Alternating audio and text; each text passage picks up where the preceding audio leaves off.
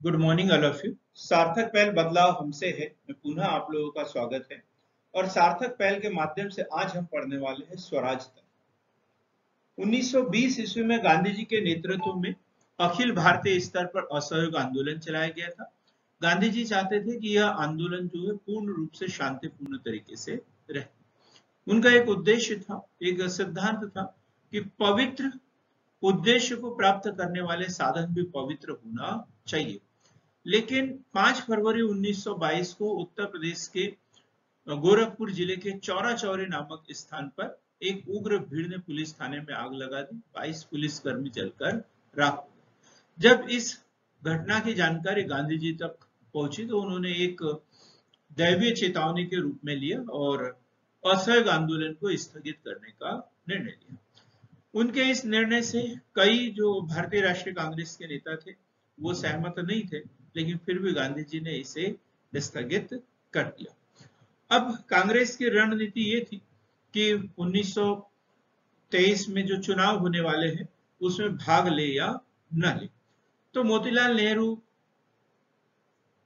चित्तरंजन दास, चिंतामन केलकर जी, विट्ठल भाई पटेल आदि ये प्रमुख नेता थे। वो चाहते थे कि इन चुनावों में भाग लिया जाए, लेकिन कांग्रेस के जो मुख्य नेता थे वो इस चुनाव में भाग लेने के बिल्कुल भी पक्षधर नहीं थे।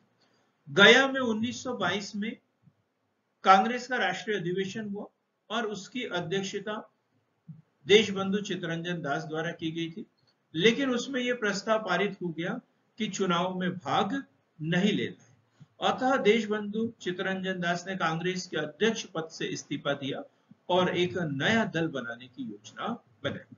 अतः 1 जनवरी 1923 को इलाहाबाद में स्वराज पार्टी की स्थापना की गई। महत्वपूर्ण क्वेश्चन, कई बार एग्जाम में पूछा गया है कि स्वराज दल की स्थापना कब हुई, कहां पर हुई। तो 1 जनवरी 1923 को कहां पर, इलाहाबाद में।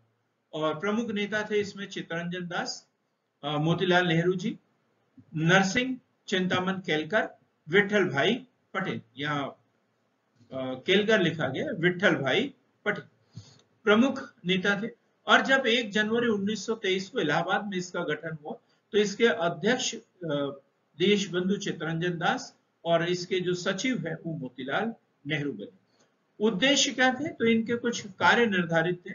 तो परिषद में जाकर सरकारी आय व्यय के ब्यौरे को रद्द करना, परिषद में जाना, सबसे पहले चुनाव लड़ना, चुनाव जीतना और विधान परिषद में जाकर सरकार के आय व्यय के ब्यौरे को रद्द करना। दूसरा उद्देश्य यदि हम देखें तो सरकार के उन प्रस्ताव का विरोध करना जिनके द्वारा नौकरशाही को शक्तिशाली बनाने का प्रयत्न हो। तो ये जो स्वराज दल के सदस्य थे इनका एक ही काम था, चुनाव जीतना, विधान परिषद में जाना और सरकार के कार्यों में अड़ंगे डालना, कार्यों में बाधा डालना और अंदर से उन्हें खोखला करना। तो तीसरा उद्देश्य या कार्य हो गया सरकार में रहकर उनके कार्यों में बाधा डालना है, अंदर से उसे खोखला करना। लेकिन ये जो स्वराज दल है 1923 में स्थापना हुई, 1923 के चुनाव में इनको सफलता भी मिली, बहुत अधिक सदस्य भी रहे, लेकिन जल्दी ही इस स्वराज दल का पतन हो गया। उसका कारण यह है कि जो अध्यक्ष थे देशबंधु चित्तरंजन दास जी, इनके 1925 में मृत्यु हुई। देशबंधु चित्तरंजन दास जी की 1925 में मृत्यु होगी। ऊपर से सहयोग की नीति अर्थात जैसे स्वराज दल की स्थापना हुई थी तब यही था कि चुनाव जीतना है, विधान परिषदों की सदस्यता लेना है और सरकार में रहते हुए सरकार का विरोध करना है। लेकिन स्वराज दल के कुछ सदस्य ऐसे थे जो चुनाव जीतने के बाद में सरकार का सहयोग करने लग गए थे, तो इससे भी स्वराज दल का पतन हो गया। फिर स्वराज दल में मतभेद, इसी बात पर मतभेद कि सरकार का सहयोग किया जाए या विरोध किया जाए, चुनाव में हिस्सा लिया जाए या नहीं लिया जाए, इस बात को लेकर भी जो स्वराज दल है वो अलग अलग दलों में बढ़ गया था। फिर 1926 के निर्वाचनों में प्रत्याशित सफलता का न मिलना। 1923 में जो चुनाव हुए थे उसमें तो स्वराज दल के सदस्यों को अपार सफलता मिली, लेकिन 1926 के निर्वाचनों में जैसी सफलता चाहिए थी, जो आशा थी उनकी, ऐसी सफलता नहीं मिली।